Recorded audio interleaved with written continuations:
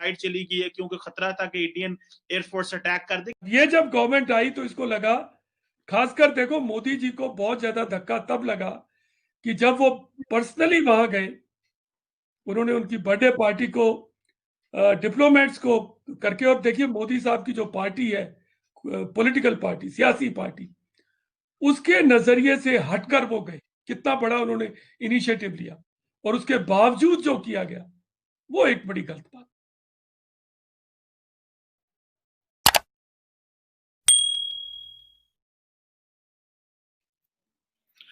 Hello viewers, मैं हूं कमर चीमा और व्यूअर्स आज मेरे साथ मौजूद हैं लेफ्टिनेंट जनरल कमालजीत सिंह साहब, जो कि इंडियन आर्मी के रिटायर्ड 3 स्टार जनरल हैं। और जनरल साहब जो हैं वो जीओसी रहे हैं वेस्टर्न कमांड के, और आप जो है वो Maharaja Ranjit Singh chair of excellence जो कि पंजाब यूनिवर्सिटी में है, वहां पे भी आप सर्व करते रहे हैं। और दूसरा आप एडवाइजर रहे हैं चीफ मिनिस्टर हरियाणा के 2018 तक, और इसके अलावा आप नेशनल डिफेंस एकेडमी जो है उसके भी पढ़े हुए हैं। और आपका जारी बात है 35-36 साल का आर्मी का एक्सपीरियंस है। It's a sort of an honour for me sir to have you here. Thank you very much for your time sir. Standing लेते हुए, you have served in Indian army definitely, और आपको बड़ा पता है कि इंडियन आर्मी कैसे operate करती है। सर, पाकिस्तान में एक इंप्रेशन बिल्ड है, और over the period of time वो नरेंद्र मोदी जी के आने के बाद थोड़ा ज्यादा स्ट्रांग हो गया। और वो इंप्रेशन ये है कि जो भारत है उसने एक अनडिक्लेयर्ड वॉर पाकिस्तान के खिलाफ शुरू की हुई है। और वो ये है, पहले तो होता था कि हम जैसे फॉर एग्जाम्पल पता होता था यार फलां जगह पे हमला हो गया, 65-70 बाकी जो चीजें चलती रही, कारगिल, वो पता था कि एक चीज चल रही है। लेकिन अब एक अनडिक्लेयर्ड है कि फॉर एग्जाम्पल जिसको पाकिस्तान में कहा जाता है जी कि वो जैसे पाकिस्तान ईयू डिसइंफॉर्मेशन लैब की रेफरेंस देता है कि 15 साल से श्रीवास्तव ग्रुप लगा हुआ था, जैसे सोसाइटी के अंदर डिसऑर्डर पैदा करने के लिए। कराची में एक दफा वो मैं देख रहा था कि इंडियन मीडिया ने कहा जी कि कराची में लाइट चली गई है क्योंकि खतरा था कि इंडियन एयरफोर्स अटैक कर देगी। इस तरह की चीजें और भी हैं।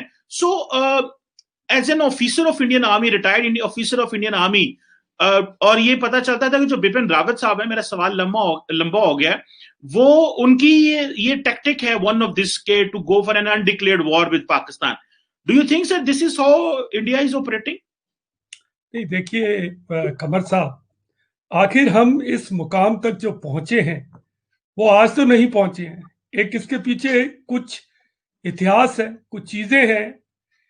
एक चीज मैं आपको बता दूं, हिंदुस्तान का हर एक प्राइम मिनिस्टर कोशिश जरूर करता है अपनी तरफ से, क्योंकि वो उसके मन में, देखिए मनमोहन सिंह जी ने भी पूछा था अपने सेक्रेटरी से, और कहते हैं कि विंस्टन चर्चिल ने भी किसी ने विंस्टन चर्चिल को पूछा था पहले कि आपको क्या इस चीज का इल्म है कि इतिहास आपको किस नजरिए से देखेगा।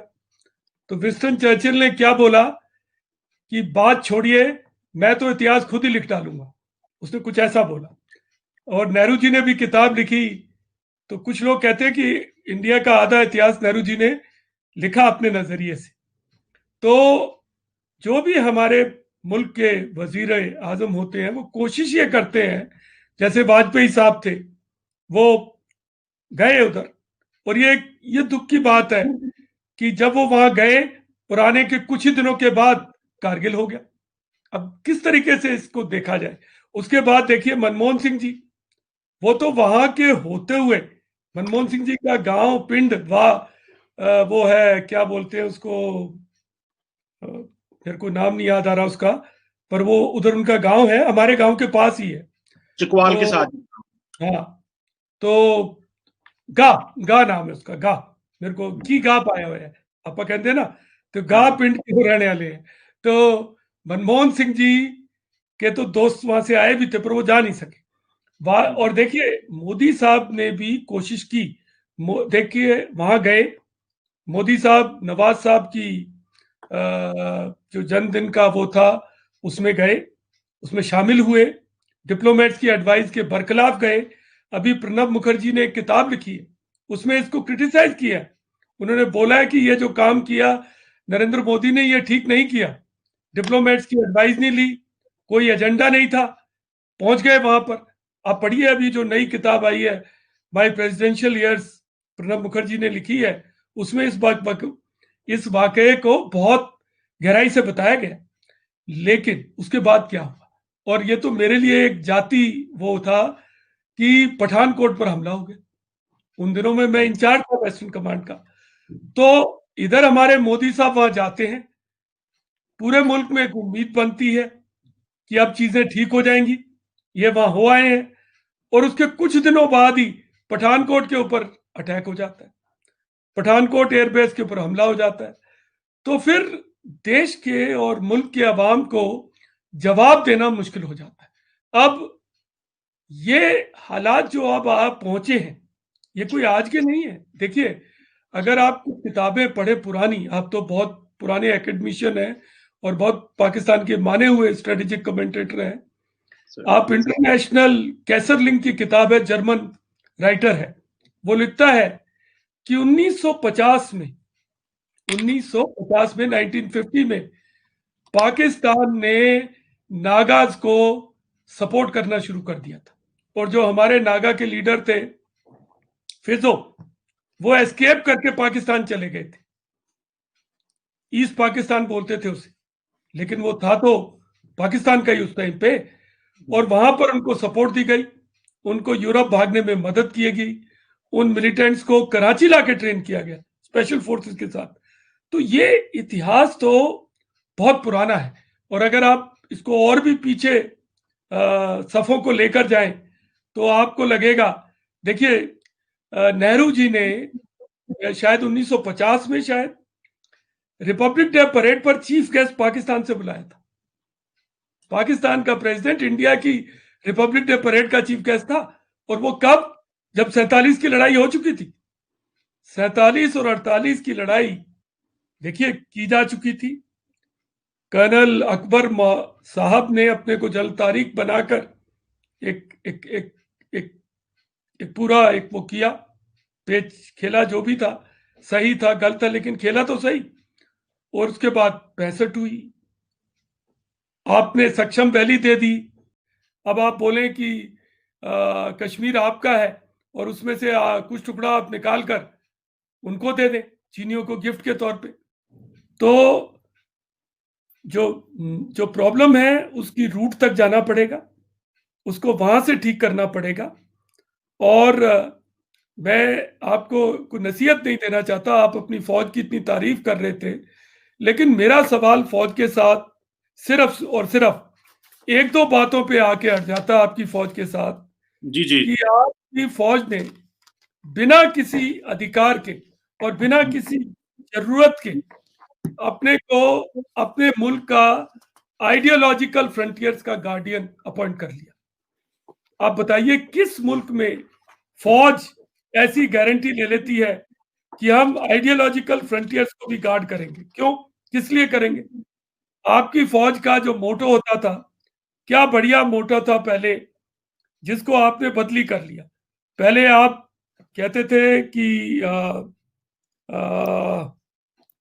मेरे को याद नहीं आ रहा कि क्या होता था, अभी आपने बना लिया है पहले होता था इतिहाद, यकीन और तंजीम, यानी कि यह आपका ओरिजिनल मोटो था, यूनिटी, फेथ एंड डिसिप्लिन। अब आपने बना डाला है ईमान, तकवा, जिहाद ए सबीलिल्लाह। और आप खुद ही कह रहे हैं कि जिहाद आज फसाद बन गया है। तो आपके मुल्क में देखिए 30 साल से ज्यादा फौज ने एक्चुअली रूल किया, और प्रॉक्सी रूल तो फौज का चल ही रहा है। और कौन से मुल्क में ऐसा होता है कि आपका आर्मी चीफ मान लो देश का सदर बन जाए, जिस भी नाम से आप उसको पुकार लो, आप निजाम मुस्तफा बोल देते हो, कुछ भी बोल देते हो, लेकिन उसके बाद भी वो पिंडी हाउस नहीं खाली करता, आर्मी हाउस से बाहर नहीं जाता। उसको मालूम है सेंटर ऑफ ग्रेविटी और सेंटर ऑफ पावर सिर्फ आर्मी हाउस है। प्रेसिडेंट हाउस खाली रहता है, वहां नहीं रहता, वो आर्मी हाउस में रहता है, क्योंकि उसको मालूम है कि सारा कंट्रोल कोर कमांडर करते हैं और उन्हीं के जरिए वो काम चल रहा है। और आपकी देखिए, आपकी सीपैक भी चल रहा है, उसको चला तो एक जनरल साहब रहे हैं ना, रिटायर्ड बाजवा साहब, जिनके ऊपर आज कई सारे सवाल उठ खड़े हुए हैं। तो कहीं ना कहीं मुल्क को फौज के ऊपर इतना, देखिए आपने खुद बोला कि मैं एक एकेडमिक वर्ल्ड में रहने के बावजूद एक जनरल होने के नाते मैं कहीं ना कहीं अपनी फौज से अलग नहीं हटूंगा। तो अगर आपकी मुल्क की जो आ, आपके सदर बनने हैं, मुल्क के जो आपके प्रेसिडेंट बनने हैं, तो मेरे नजरिए से फौज का उसमें जो असर है वो कम करना पड़ेगा। सर तब आपने ये जी जी आपने बहुत सारी बातें की हैं। डेफिनेटली मुझे ऐसे लग रहा है कि पाकिस्तान के बारे में कुछ जैसे बातें, फॉर एग्जांपल मैं थर्ड पार्टी का मैंने सवाल उठाया था, तो जारी बात है भारत ना थर्ड पार्टी को मानता है बायलैटरली, तो आप कहते हैं मसला है ही कोई नहीं, यूनिलैटरल हम करेंगे। सो इट मींस कि भारत ने जो मेंटालिटी है वो ये है कि भाई हम जो करेंगे जैसे करेंगे, वो एक नजर आ रहा है। दूसरी आपने देखी ना, आपकी सारी जो डिस्कशन है उसका जो दायराकार है वो फौज के इर्द गिर्द रहता है। हम समझते हैं कि ये दायराकार जो है ना वो फौज से निकल के ये पॉलिटिकल लीडरशिप के पास आना चाहिए। और पाकिस्तान में जो इंपॉर्टेंट चीज सर मैं समझता हूं वो ये है, आपने आइडियोलॉजिकल फ्रंटियर्स की बात की, मैं सर समझता हूं कि पाकिस्तान एक इस्लामिक स्टेट है। हम जो भी हैं तो इस्लामी रियासत, सो जारी बात है इस मुल्क के आइडियोलॉजिकल बॉर्डर्स भी हैं।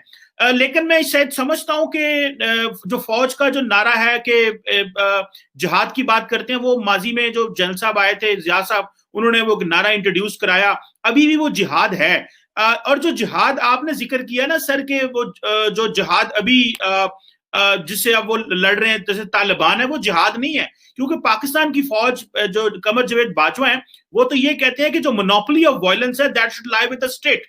सो रियासत के पास जिहाद का हक है। जो माजी में जनरल जिया साहब ने किया वो गलत था, वो हम भी कहते हैं माजी में एक बात गलत हुई है, वो गलत है, लेकिन मेरा ख्याल है हमें उससे आगे निकलने की बात करनी चाहिए। और आइडियोलॉजिकल फ्रंटियर तो डिस्क्राइब हो चुके हैं, माजी में हो चुके हैं, वो पता चल चुका है कि जो वो माजी में जो हमारे जनरल साहब थे, जिया साहब ने कुछ चीजें ऐसी की जिसका हमें नुकसान हुआ, हम समझते हैं कि वो बहुत गलती हुई।